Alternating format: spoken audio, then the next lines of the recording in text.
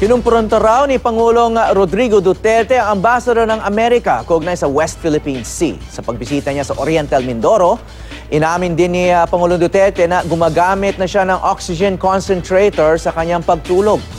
May news to go si Cedric Castillo. Napapalibutan ng kanyang mga apo, ipinagdiwang ni Pangulong Duterte sa Davao City ang kanyang ika-72 kaarawan. Sa mga larawang ito mula sa Public Information Office ng lungsod, kapansin-pansin ang asul na aparatong may tube na nasa tabi ng Pangulo. Unang inilabas ng GMA News ang impormasyon mula sa mapagkakatiwalaang source na isa raw itong oxygen concentrator na ginagamit ng Pangulo kapag natutulog para mas komportable raw ang kanyang paghinga, bunsod na rin ng Buerger's disease. Sa kanyang pagbisita sa Oriental Mindoro, binanggit ng Pangulo ang tungkol sa aparato. Yung pinos dyan sa yung oxygen ko. Kasi kung matulog ako, gano'n lang, oxygenation ko hindi maganda because of smoking. That is why in the coming months we will be implementing the no smoking law in the Philippines. Sa kanyang talumpati naman sa People's Day celebration sa bayan ng Socorro, muling pinasaringan ni Duterte ang European Union o EU na bumabati ko sa kampanya sa droga ng administrasyon. Bahagyang napakabig ang Pangulo nang mapansing may mga Caucasian na dumalo sa pagtitipon. Itong mga puti, bugok talaga.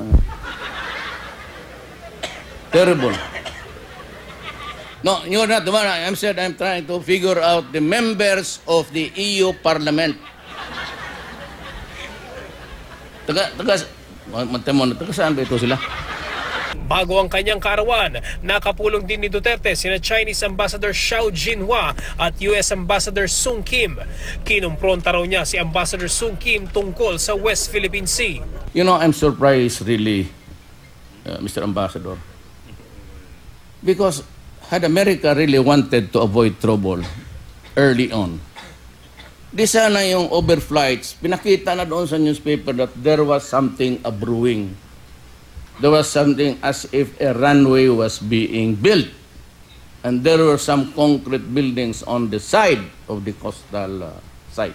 Sabi ng Pangulo, mananatiling kaibigan ng Pilipinas ang Amerika habang nasa pinakamataas na antas naman anya ang ugnayan natin sa China.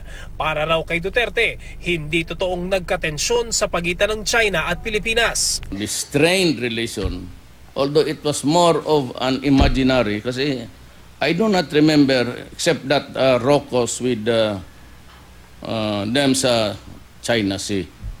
Nagalit ng siya kay Aquino and hated Aquino, and for the rest of his term, hindi tayo pinapansin. Sabi ko, what's so bad about going to the International Court of Arbitration? Sabi ko, I am not here to impose on anything. As a matter of fact, I do not want to mention it here in your presence. But, sinabi ko, at any time during my term, we will have to talk about the arbitration of the China Sea. Tulad ng dati, nabanggit ang kampanya tungkol sa droga. Cedric Castillo, GMA News.